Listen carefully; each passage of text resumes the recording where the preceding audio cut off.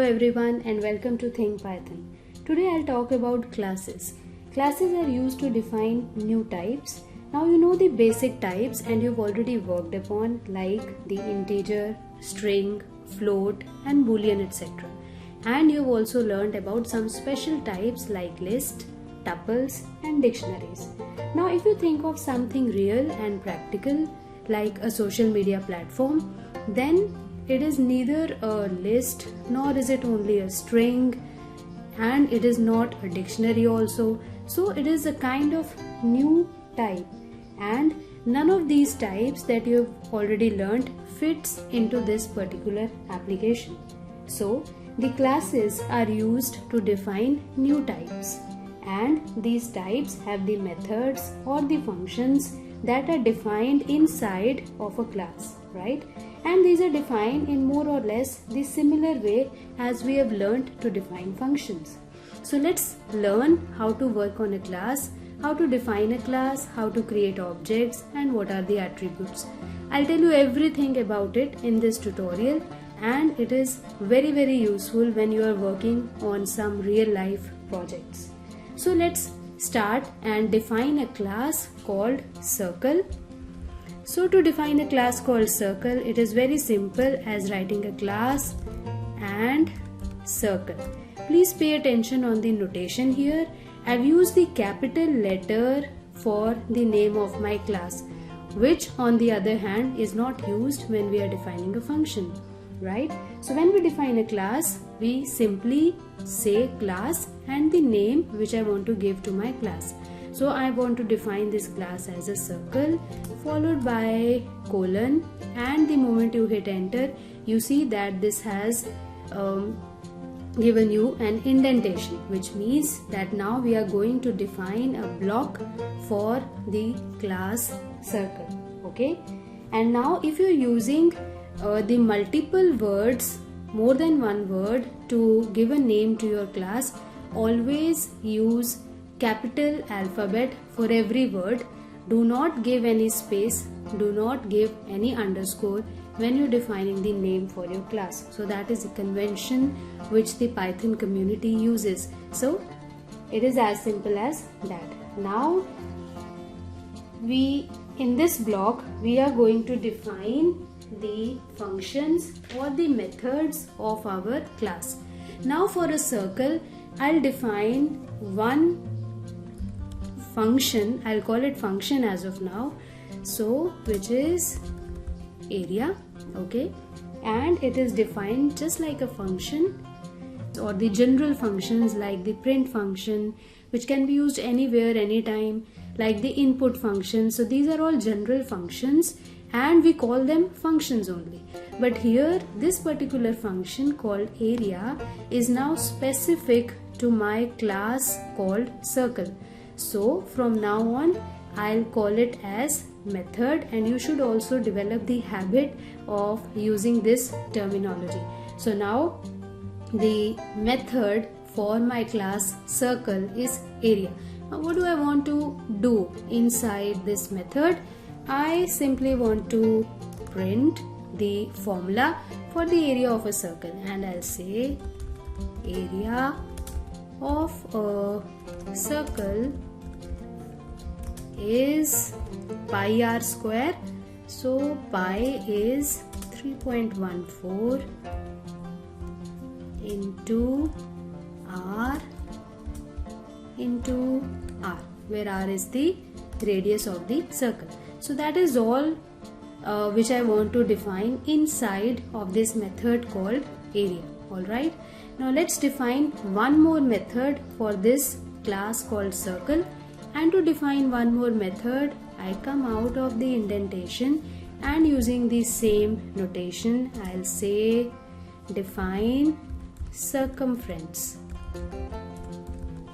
Alright, so circumference.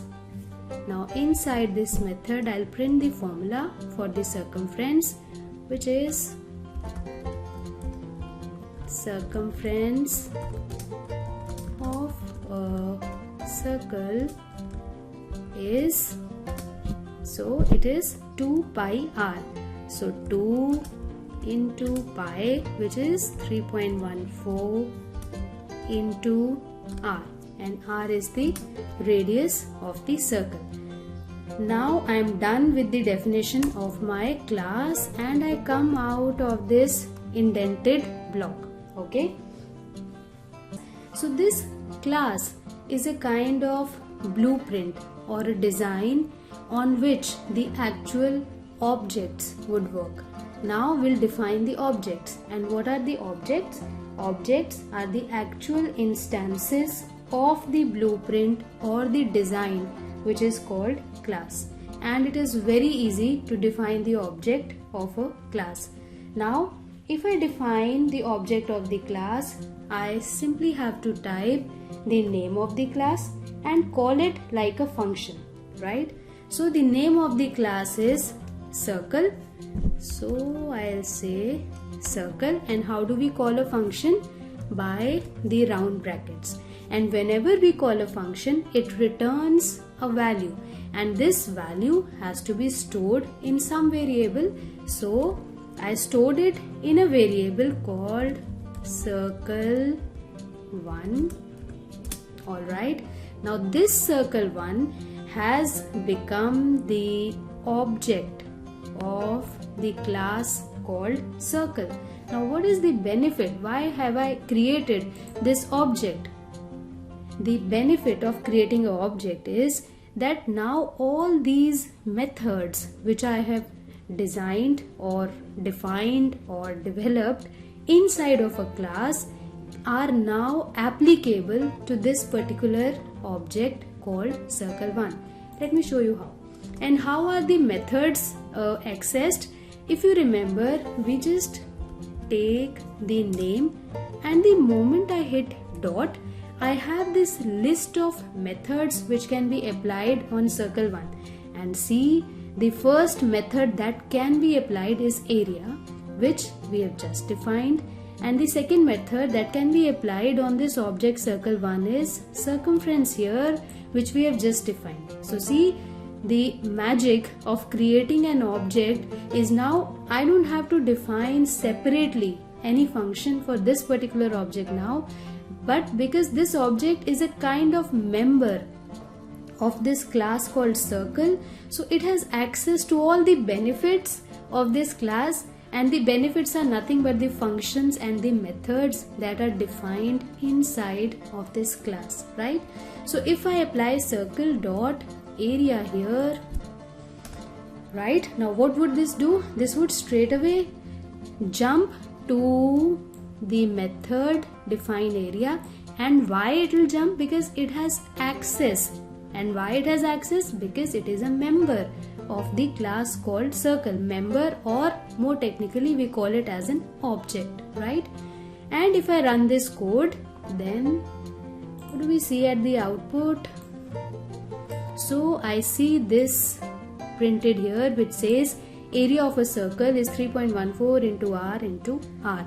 So that means we have called this method, we've called this area, and what is it was supposed to do? It was supposed to print this line, which it has done beautifully.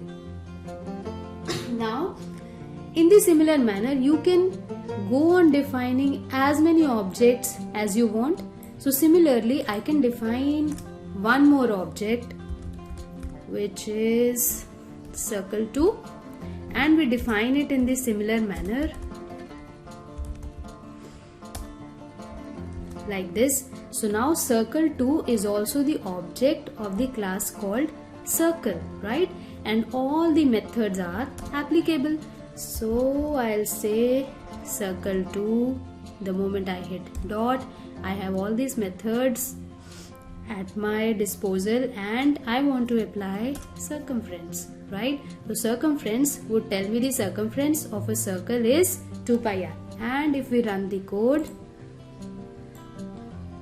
perfect. So we have two lines printed here like this and like this. So it is as easy as that. Now there's one more important concept when we study classes, and that concept is called the attributes. Okay, and the attributes are actually nothing but the variables that belong to a particular object. I'll show you how. So here let's define, I'll slide this down, and here let's now start defining the attribute. Here in this code I have two objects. One is circle 1 and the other is circle 2. Now I want to define the attribute for circle 1. And what attribute do I want to define? I want to define its radius. So how do we define the attribute? So we have to type the name of the object circle 1 and dot the attribute, which I want to be the radius. So circle 1 dot radius means that radius is the attribute of this object called circle, and I want to define it a value which is, let us say, 5. Alright, so now 5 is the attribute of the object circle 1 only, not circle 2. And if I print this, so I print circle 1 dot radius, right? And let's run the code here. So what we see at the output is 5 is printed. Now we have 3 lines printed. 2 are for the upper print statements, and this 5 is for this statement of the attribute which we have just defined.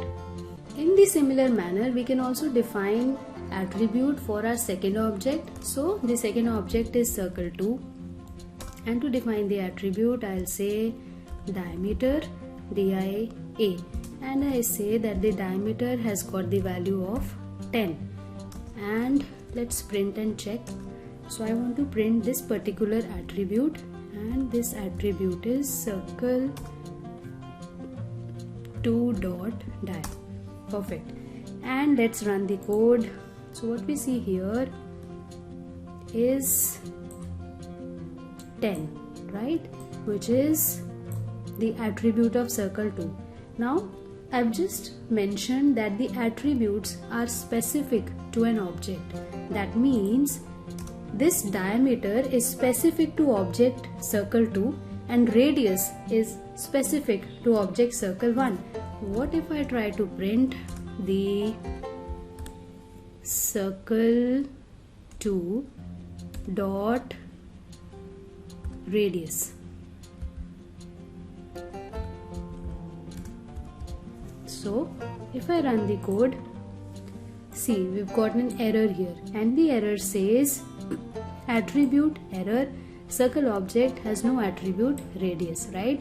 Because this radius attribute is not defined for circle 2 here, so we cannot print it. It is defined only for circle 1 here, right? So that is how the attributes are defined, specific to an object, right? Now to sum up, what we have learned, the takeaway from today's session is that the classes are used to define new types which are not the conventional ones which we have learned. These types have the methods that are defined inside of a class. Class is like a blueprint or a design, and then we define objects which are actual instances of the class.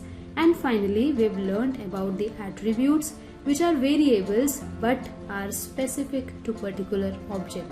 So practice on these classes. This is a very important part of the Python learning, and it is very useful when you're developing the code on real life applications. If you face any problems, do let me know in the comment section down below. Keep moving forward, keep learning, have a good life. Bye bye.